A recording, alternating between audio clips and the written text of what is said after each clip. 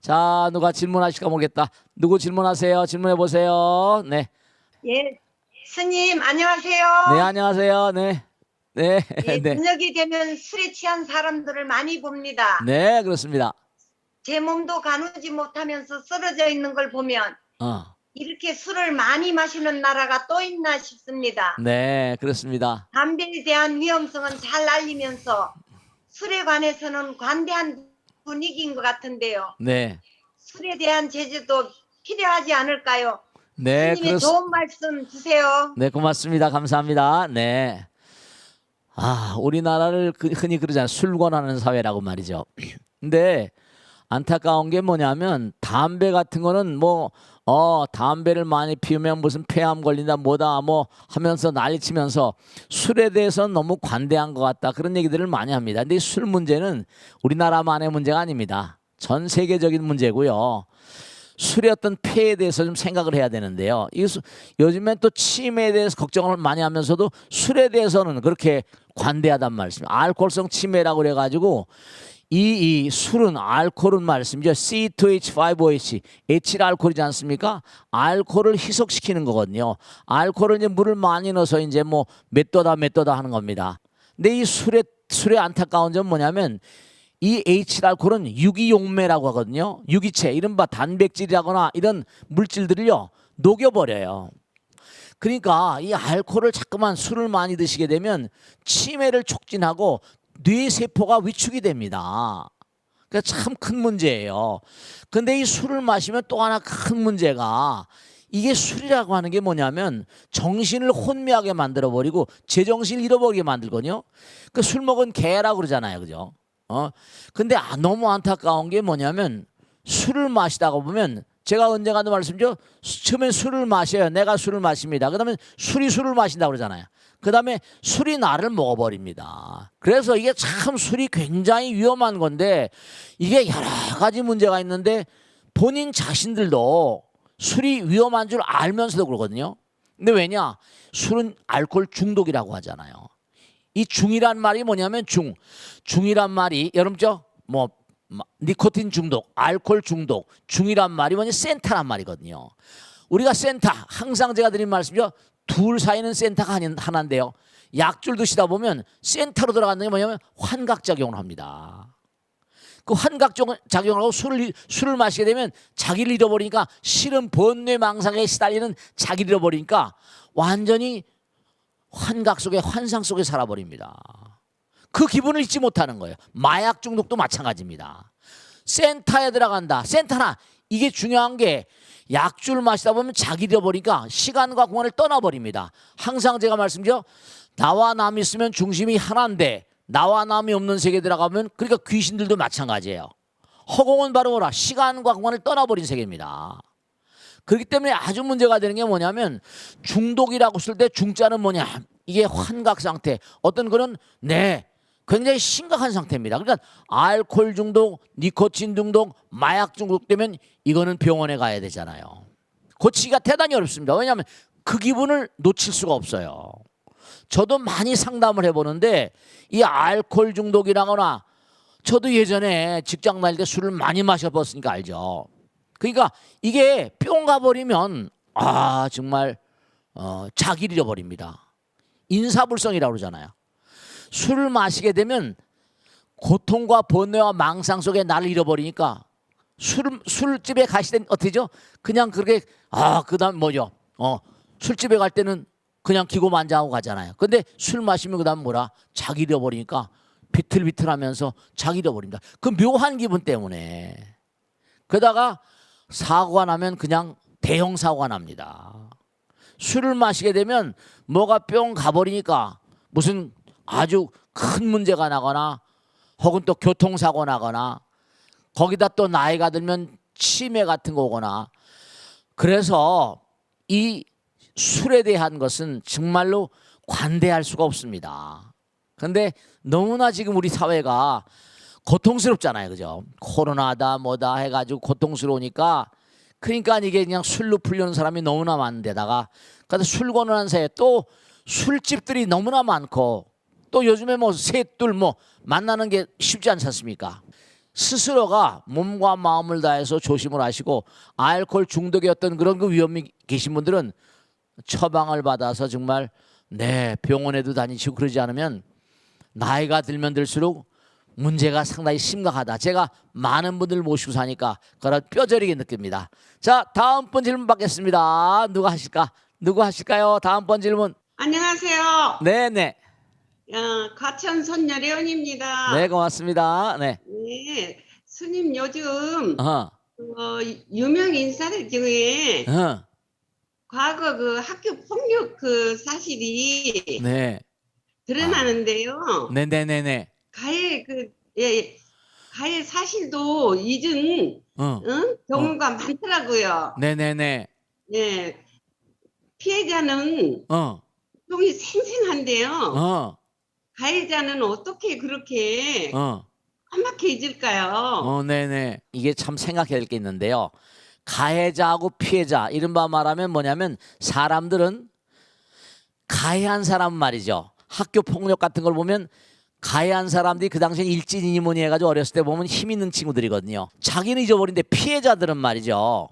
피해자들은 뭔고 하니 자기가 당사자니까 그걸 잊질 못하는 겁니다. 그래서 심리학에서는 그게 뭐라는 거 아니? constructive, 이른바 말하면 CM, constructive memory라고 그래가지고 구조적 기억이라고 그래가지고 대체로 이렇게 얘기합니다. 여러분 자기가 어떤 짓을 어떤 일을 하잖아요. 그죠? 그럼 자기 일에 대한 합리화, 자기 합리화를 시키면서 그걸 갖다가 뭔가 하니 자기 스스로 여러 가지 행위에 대해서 살을 붙이고 자기가 뭔가 하니 그 행위에 대해서 타당하다는 그런 구조적으로 자기 행위를 합리화시키는 그런 지견을 두 대를 가지고 있어요. 그러다 보니까 가해한 사람들은 에이 별거 아니야 이렇게 생각하고 이른바 말하면 피해자들은 잊을 수가 없죠. 굉장히 심각하게 요즘에도 무슨 뭐 사회적으로 성추행이냐 학교 폭력뿐이 아니에요. 직장에서도 마찬가지고 항상 권위를 가지고 힘을 가진 친구들이 그런 짓을 하거든요. 그 가해 비슷한 겁니다. 학교 폭력도 가해를 가하는 친구들은 자기의 힘이라거나 자기 어떤 능력이라거나 이걸 과신을 하려고 하다 보니까 여러 차례다 보니까 잘 잊어버려요. 대체로 학교 폭력 같은 걸 행사한 사람들 보면 자기는 잘 모르겠다. 대수롭지 않게 여겨버립니다. 그런데 당한 사람들은 잊을 수가 없는 거예요. 커가면서 자꾸만 생각이 나요. 일종의 트라우마 같은 거. 그래서 이런 거는 어렸을 때부터 강하게 징계하지 않으면 어렸을 때 학교 폭력 당한 그런 그 사람들이 커 나오면서도 피해의식을 호소하는 사람도 있어요. 그래버리기 때문에 이 어렸을 때부터였던 그런 그 학교 폭력 같은 건 커 나오는 과정 가운데 아이들에게 여러 가지로 어려운 문제를 가져오고 어떤 정신적인 트라우마 같은 것 또 위축심상 같은 거 뭔가 자신감을 잃어버리게 만들어요. 자신감을 잃어버리게 만듭니다. 자기 자녀들 가운데 그런 그 일을 당한 그런 학생들이 있으면 그때마다 강하게 그렇게 뭔가 어렸을 때 그 가해하는 그런 그 아이도 문제가 생깁니다. 그렇게 자꾸만 누구를 이렇게 괴롭히고 하다 보면 커서 갈 길이 뻔하잖아요. 갈 길이 뻔합니다. 그렇기 때문에 어려서부터 가해자나 피해자나 이런 점에 대해서 상당히 뭔가 심각한 반성과 참회가 있어야 할 것이다 그런 생각합니다. 자, 다음 질문 받겠습니다. 누가 하실까? 네, 다음 질문 받겠습니다. 네, 네, 사람은 각자 그릇의 크기가 다 다르잖아요. 그렇습니다. 네, 저는 넓은 마음으로 어. 포용하는 사람이 되고 싶은데 쉽게 짜증이 난다든지 네, 옹졸해질 때면 내 그릇이 이것밖에 안 되나 싶고 이런 내 마음을 바꿀 수는 없을까라는 생각이 가끔 듭니다. 네, 네. 그러면 사람들의 천성은 절대 변하지 않는 것인지 스님의 말씀을 듣고 싶습니다. 네, 좋으신 질문이세요. 네, 좋으신 질문이세요. 뭐냐면 천성이 변하지 않는다. 그럼 부처님 누가 돼요? 바꿀 수 있으면 부처님이 되는 거죠. 문제는 뭐냐면 우리가 네, 금강경에 나오잖아요. 그죠? 운하항복기심, 마음을 항복받는다는 것처럼 이른바 그래서 수행을 하는 거예요. 중요한 건 뭐냐면 우리가 마음 가운데 네, 자기가 타고난 게 분명히 있을 수 있어요. 그죠? 타고난 게. 예를 들어서 개미들 나라에도 왕개미가 있다고 하는 것처럼 타고날 때 몽고하니 나름대로 전생에 좋은 선업을 많이 쌓고 그러면 나와서도 몽고하니 힘이 자기 나름대로 몽고하니 세상을 살아가면서 나름대로 어떤 그런 힘을 인식하게 되잖아요. 그러니까 그럴 경우에는 자신감도 넘치고 뭔가 언제 어떤 경우로 가더라도 위축이 안 되고 뭔가 힘차요.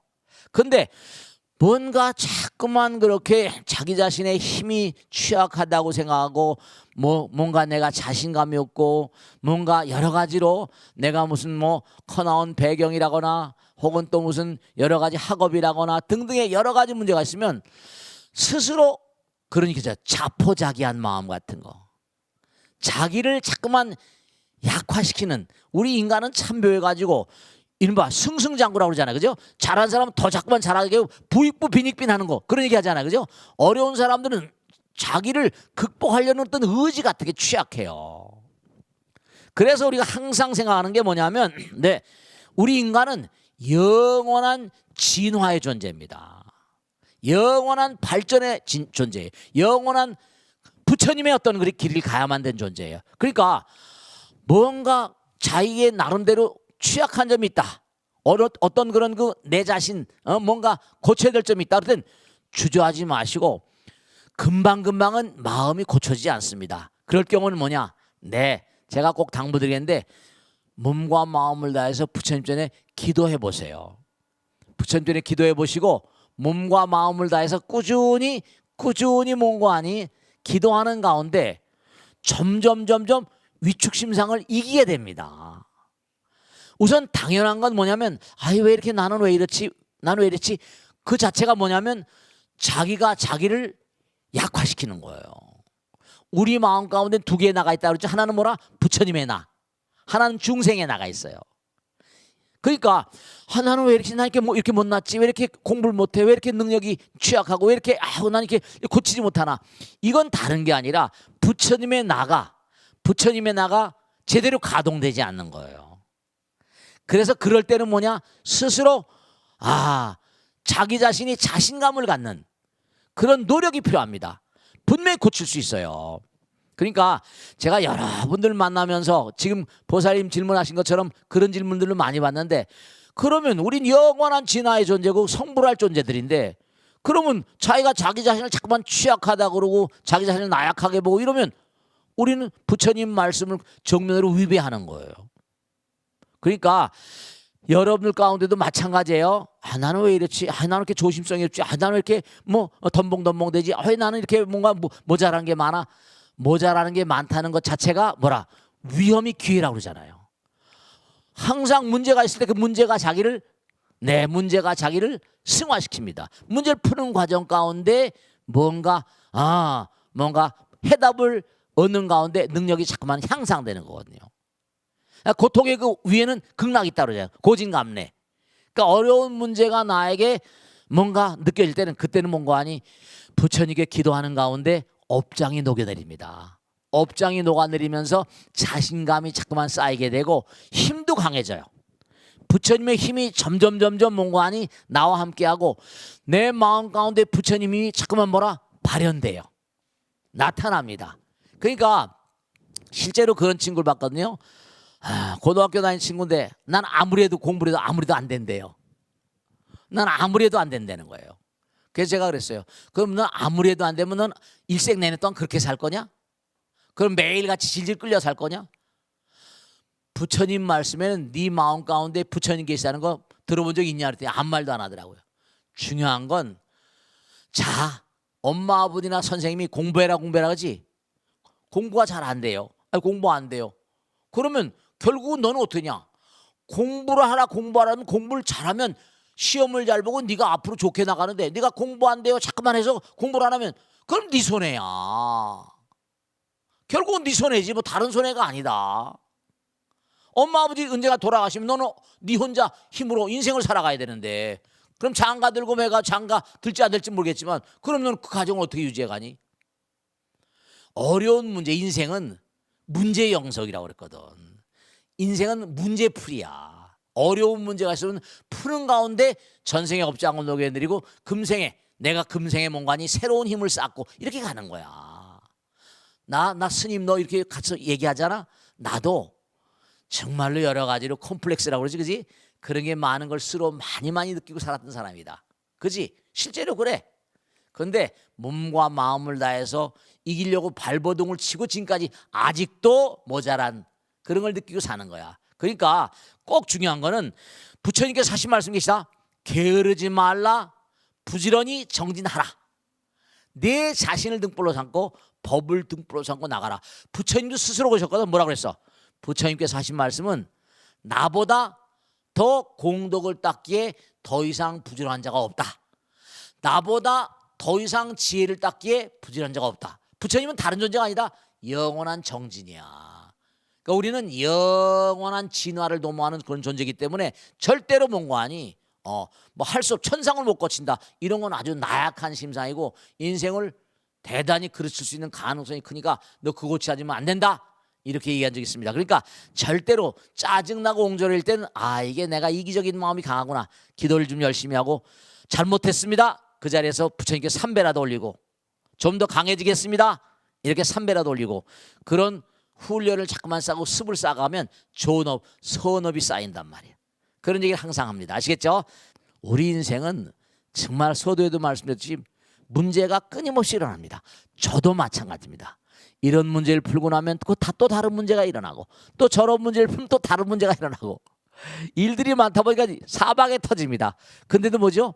네, 이런 문제도 이렇게 풀고 저런 문제는 저렇게 풀면서 나갑니다. 절대로 어떤 문제가 닥쳐온다 하더라도 왜 이렇게 나는 고통이 많지 힘들지. 꼭 하나 마지막으로 말씀드릴게요. 부처님께서 고통의 바다라고 말씀하신 이유는 그 고통의 바다를 헤엄치지 않으면 우린 성불이 불가능합니다. 위대한 인간일수록 위대한 고통을 이겨내는 가운데 그 업적을 이룬 거예요. 잘 아시잖아요.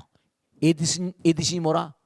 전구를 발명하는데 수천 번 실패, 1600번인가 실패했다는 거 아닙니까? 네, 어떤 어려움도 잘 극복하는 우리 훌륭한 불자 되시길 당부드립니다. 마치겠습니다. 감사합니다. 다음 주에 또 뵙겠습니다. 고맙습니다.